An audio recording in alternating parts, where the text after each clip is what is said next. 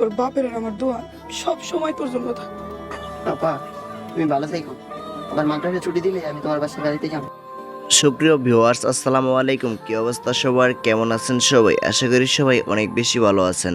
তো দর্শক বন্ধুরা, ইসলামিক বউ এই নাটকের 2 নম্বর পর্বটি কবে আসবে, কি করলে আপনারা ইসলামিক বউ নাটকের 2 নম্বর পর্বটি সবার আগে দেখতে পারবেন, তারই সকল কিছু আপডেট জানতে পারবেন আজকের এই ভিডিওটিতে। তাই বিস্তারিত জানতে আজকের ভিডিওটি টানাটানি না করে সম্পূর্ণ কন্টিনিউ করেন।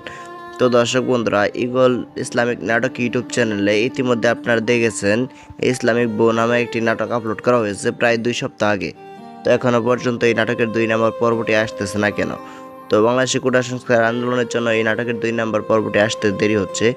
তো দর্শক বন্ধুরা, এই ইসলামিক বউ নাটকটিতে অভিনয় করেছেন আপনাদের প্রিয় অভিনেতা সবুজ আহমেদ এবং রাবিনা রাফিন।